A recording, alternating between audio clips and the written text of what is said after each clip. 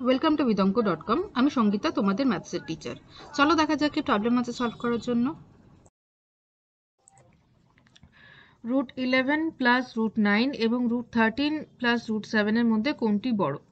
তো দেখো, আমরা প্রথমে কি করব, স্কোয়ার রুট বের করে নিই। √11 প্লাস √9 এটাকে আমরা স্কোয়ার করে দিই, স্কোয়ার বের করে নিই প্রত্যেকটার।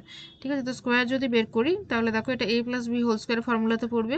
তাহলে √11 এর square plus 2 into √11 into √9 plus √9 এর স্কোয়ার। তাহলে আসছে এটা 11 প্লাস 2 √11 9 99, তাহলে 2 √99 plus 9, so that is equal to 20 plus 2 √99। ওকে, আচ্ছা এটা হলো। আচ্ছা এবারে নেক্সট দেখো কি আছে, √13 প্লাস √7 এর হোল স্কোয়ার।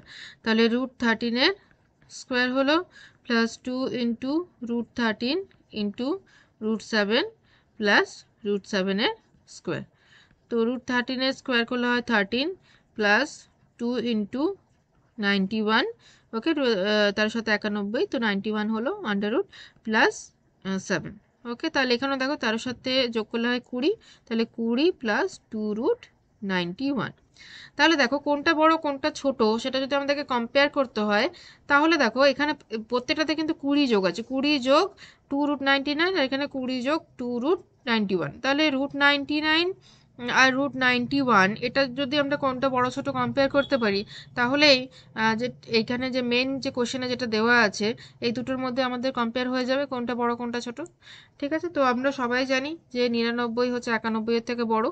ঠিক আছে, তো তাহলে √99 of course is greater than √91, then 2 √99 is of course greater than 2 √91। then এবার যদি দুদিকে 20 দিয়ে যোগ করে দাও তাহলে 20 plus 2 √99 is greater than 20 plus 2 √91, therefore √11 plus √9 এর whole square is greater than √13 plus √7 এর হোল স্কোয়ার। তাহলে কি দাঁড়াচ্ছে, যদি হোল স্কোয়ার যদি এরকম হয় তাহলে অবশ্যই √11 plus √9 is greater than √13 plus √7। ওকে, তো তাহলে কি হচ্ছে, অতএব √11 প্লাস √9 হবে বড়। Okay, so this is the answer. Thank you for watching vidonko.com। অঙ্কের আরও প্রবলেম এবং সলিউশনের জন্য আমাদের ওয়েবসাইট অবশ্যই ব্রাউজ করো।